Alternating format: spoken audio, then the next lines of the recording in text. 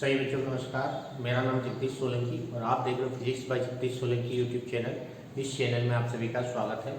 बच्चों, आज हम 9th का सेकंड चैप्टर लेके आए हैं। क्या हमारे आसपास के पदार्थ शुद्ध है और is matter is अराउंडिंग us pure. तो ये जो चैप्टर्स है हमारे पास माध्यमिक शिक्षा मंडल मध्य प्रदेश भोपाल के द्वारा जो प्रश्न बैंक डाली गई है पोर्टल पे, उसके सारे ऑब्जेक्टिव्स को हम एक एक करके सॉल्व करेंगे।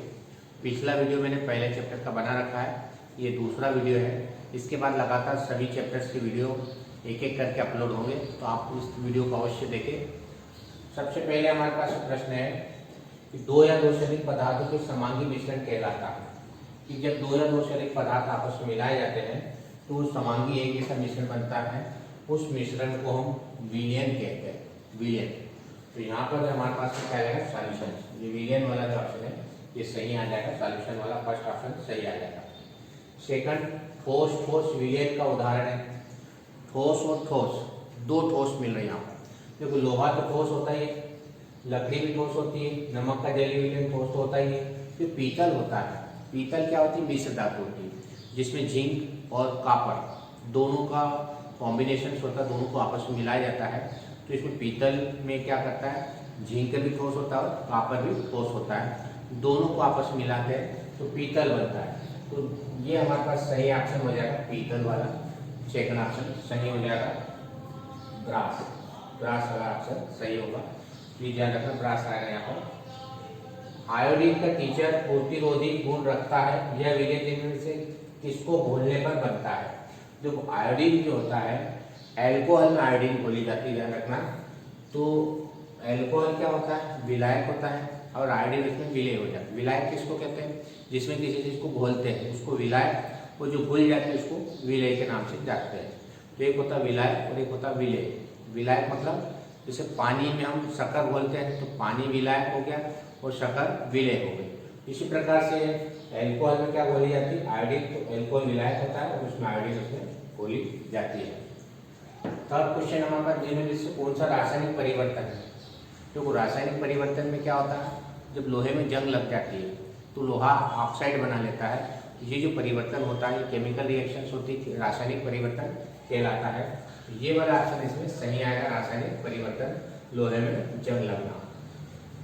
Melting of iron metal, sorry rusting of iron, ये सेकंड वाला ऑप्शन सही आएगा, फर्स्ट वाला गलत है। रस्टिंग ऑफ आयरन, ये वाला ऑप्शन सही है हमारे पास। फिफ्थ आंसर है क्वेश्चन है, निम्नलिखित से कौन सा यौगिक नहीं है। यौगिक का मतलब होता है दो या दो से अधिक पदार्थ आपस में मिलते हैं। तो पोटेशियम क्लोराइड, इसमें पोटेशियम भी और क्लोराइड है। आयोडिक सिंगल है। कार्बन मोनोऑक्साइड, कार्बन है और ऑक्साइड है, दोनों है। Iron oxide, iron sulphide, iron भी और सल्फाइड भी। इन सब में दो दो यौगिक, केवल आयोडीन जो है वो सिंगल होती है। तो सिंगल होने का से ये यौगिक नहीं होगी, याद रखना। आयोडीन इसका सही ऑप्शन आ जाएगा, आयोडीन। नेक्स्ट हमारे पास में अगला जो क्वेश्चन है हमारे पास में,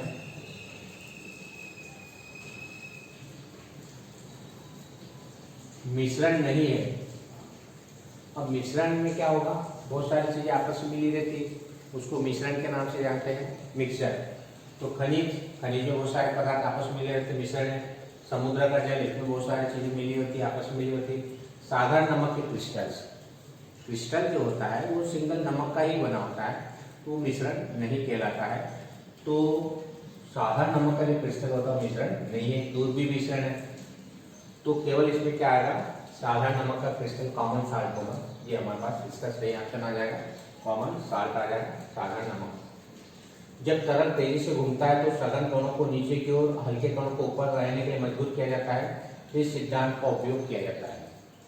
जब किसी चीज को अपन घुमाते हैं तो जो सघन कण होते हैं क्या होते हैं, वो नीचे की ओर, हल्के कण ऊपर आ जाते हैं। ये जो कहलाता है इसको आप केंद्रण बोलते हैं। जब किसी चीज को अपन घुमाते हैं, जैसे मक्खन निकालना है, कोई चीज घुमा के उसको यदि हल्के कण जो है वो नीचे और भारी कण यदि ऊपर लाना हो तो सघन कणों को नीचे की ओर और हल्के कणों को ऊपर की ओर के लिए मजबूत किया जाता है। इस सिद्धांत को आप केंद्रण के नाम से जानते हैं, सेंट्रीफ्यूगेशन। विषमांगी मिश्रण जिसमें विलेय कण विघटित नहीं होते और पूरे विलायक में निलंबित रहते हैं और विलेय कणों को नमन आंखों से देखा जा सकता है। जो हमारी खुली आंख से जिस कणों को हम देख सकते हैं उसको हम निलंबन कहते हैं और सस्पेंशन बोलते हैं। ध्यान रखना, निलंबन कहलाता है सस्पेंशन। एक शुद्ध पदार्थ जो केवल एक प्रकार के परमाणु से बना होता है, जिसे भौतिक रासायनिक साधनों द्वारा दो या दो से अधिक नहीं तोड़ा जा सकता है, उसको हम तत्व कहते हैं। तत्व की परिभाषा है जो केवल एक ही प्रकार के परमाणु से मिलकर बनता है और जिसको हम तोड़ नहीं सकते हैं, वो तत्व कहलाता है तत्व, एलिमेंट, एलिमेंट्स कहलाता है। यौगिक में बहुत सारे पदार्थ होंगे, अणु में भी रहेंगे दो या दो से अधिक तत्व, मिश्रण में भी होते हैं। केवल तत्व होता है जो केवल एक ही प्रकार के परमाणु से मिलकर बना होता है, एलिमेंट्स। ध्यान रखें। निम्नलिखित में से कौन सी संपत्ति एक यौगिक का वर्णन नहीं करती है? Which is the following properties does not describe a compound? देखो कंपाउंड में क्या होता है, ये दो या दो से अधिक तत्वों से बना होता है, ठीक है। यौगिक दो या दो से अधिक तत्वों से मिलकर बनता है। ये एक शुद्ध पदार्थ होता है, यौगिक एक शुद्ध पदार्थ माना जाता है। भौतिक साधन द्वारा इनके घटकों को अलग नहीं किया जा सकता है, अलग नहीं कर सकते यौगिक बनने के बाद उनको। यह द्रव्यमान द्वारा किसी भी अनुपात में मिलाया जाता है, ये गलत है। एक निश्चित अनुपात में मिलाया जाता है, किसी भी अनुपात में नहीं मिलाते यौगिक बनता है, ये चीज ध्यान रखना। तो ये वाला ऑप्शन सही आ जाएगा, ये वाला लास्ट वाला ऑप्शन सही होगा। जब दो तरल पदार्थ मिश्रण नहीं करते हैं तो वे दो अलग अलग परत बनाते हैं और इसे कहा जाता है। जब दो पदार्थों को अपन आपस में मिलाते हैं, जैसे तेल और पानी, दोनों एक दूसरे के ऊपर परत बना लेते हैं, तेल ऊपर आ जाता है, पानी नीचे रहते, उसकी परत बन जाती है। तो ऐसे पदार्थ को अघुलनशील पदार्थ है, जो घुलते नहीं, ऐसे पदार्थ को हम बोलते हैं अघुलनशील। जो परत बनाते हैं ऐसे पदार्थ को हम अघुलनशील पदार्थ के नाम से जानते हैं। ये वाला ऑप्शन सही आ जाएगा इसका, B1। शुद्ध पदार्थ की परिभाषा के अनुसार निम्न में से कौन सा शुद्ध पदार्थ है? शुद्ध पदार्थ जिसमें किसी प्रकार की मिलावट नहीं होती है। बर्फ भी शुद्ध है, पारा, लोहा, ये सभी, तो ये सभी शुद्ध पदार्थ कहे जाते हैं क्योंकि एक ही प्रकार के पदार्थ होते हैं जिसमें कोई मिलावट नहीं होती है। ऐसे पदार्थ को शुद्ध पदार्थ कहते हैं। तो ऑल ऑफ द एबव आ जाएगा, इसमें सही ऑप्शन डी आ जाएगा। तेल और पानी को पृथक करने के लिए इनमें से कौन सी विधि अपनाई जाती है? पृथक करना, अलग करना, तो पृथक्करण विधि होगी। तेल और पानी को अलग करने के लिए पृथक्करण की सेपरेशन फनल वाली जो मेथड होती है, इसका हम उपयोग करते हैं, पृथक्करण की सेपरेशन वाली। जब भी दो चीजों को अलग करना हो, है ना, तो हम पृथक्करण विधि या सेपरेशन फनल का उपयोग करते हैं, उसको छान के अलग कर लेते हैं।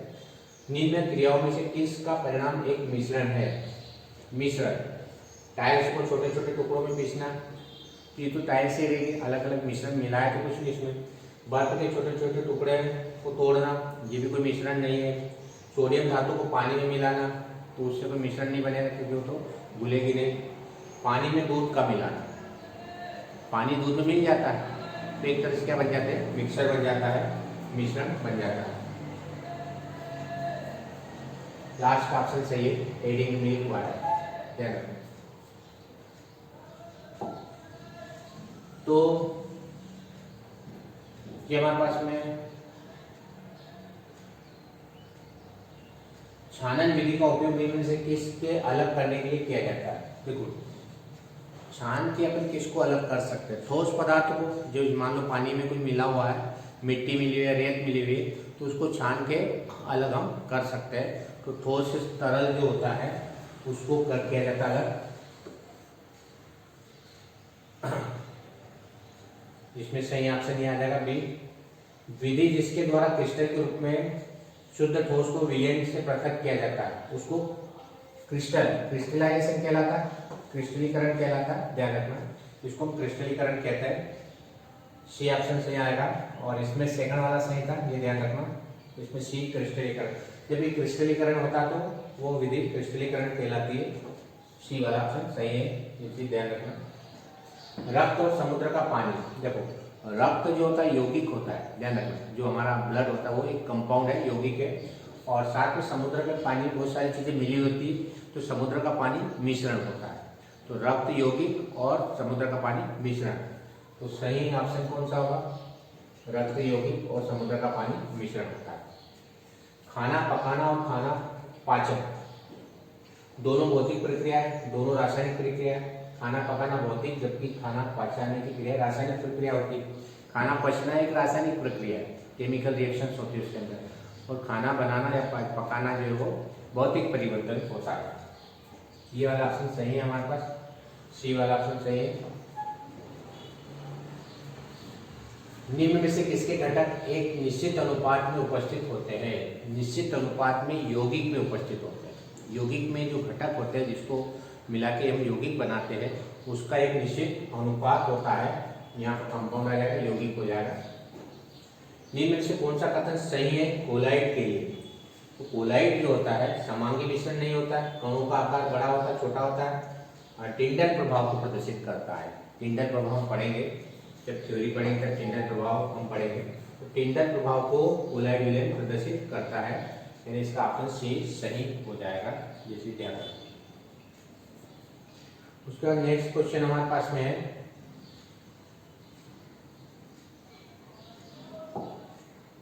निम्न में से किसे शुद्ध पदार्थ कहा जाता है? शुद्ध पदार्थ जिसमें किसी प्रकार की मिलावट नहीं होगी, उसको हम शुद्ध पदार्थ कहेंगे। सोडियम क्लोराइड, शीतल पेय, एरोसोल, मिट्टी। मिट्टी में बहुत सारे पदार्थ मिले होते हैं, एरोसोल में मिले होते हैं, शीतल पेय में बहुत सारे पदार्थ मिले होते हैं। सोडियम क्लोराइड जो होता है वो शुद्ध पदार्थ होता है, इसमें किसी प्रकार की मिलावट नहीं होती है। सोडियम क्लोराइड, ये ऑप्शन सही हो जाएगा।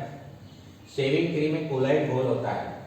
देखो शेविंग क्रीम में तरल में गैस होती है, चीज ध्यान रखना, तरल में गैस मिली होती है शेविंग क्रीम में, ये ऑप्शन सही हो जाएगा। तरल में गैस होती है, इसमें गैस इन लिक्विड, सेकंड वाला सही है, सेकंड ऑप्शन सही हो जाएगा।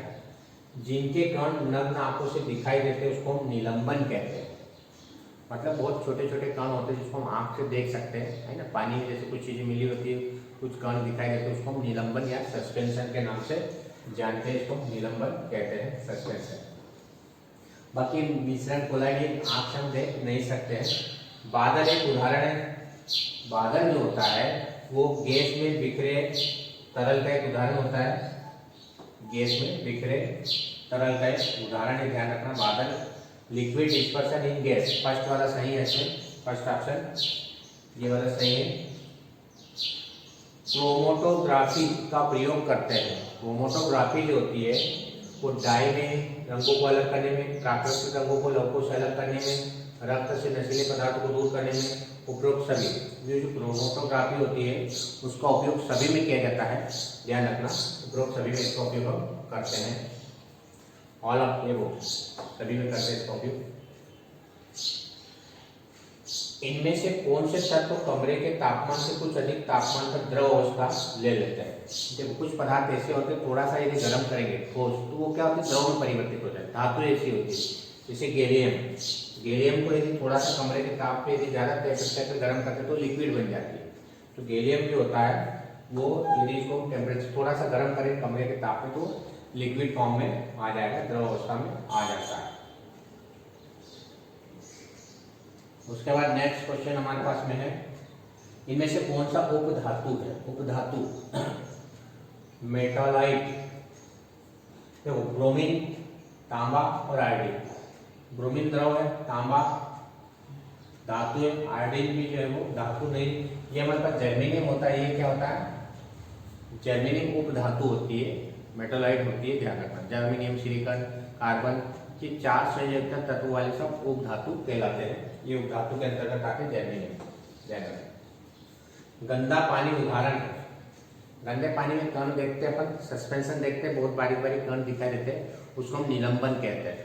तो वास्तव में गंदा पानी जो होता है वो निलंबन का उदाहरण होता है, एग्जाम्पल्स होता है, सस्पेंशन का उदाहरण है। चीनी के घोल में क्या होगा? चीनी विलय और पानी विलायक होता है, सही है, क्योंकि चीनी को हम घोलते हैं और पानी में उसको घोलते हैं। चीनी विलय हो जाती है, विलय मतलब जो घुलती है, विलायक मतलब जिसमें घोला जाता है, तो सही है पहला ऑप्शन। पीतल मिश्र धातु होती है, पीतल जो होती है जिंक और कॉपर की मिश्र धातु होती है, अभी अपने पहले क्वेश्चन में भी आया था, जिंक और कॉपर की ये मिक्सर होता है। 30% जिंक और 70% कॉपर के लगभग होता है। इन दोनों को मिला के हमारे पास पीतल यानी ब्रास मिश्र धातु प्राप्त होती है। तो इस प्रकार से हमारे पास सेकंड चैप्टर्स के सारे ऑब्जेक्टिव्स थे। अगले ऑब्जेक्टिव्स हमारे पास नेक्स्ट चैप्टर के आएंगे।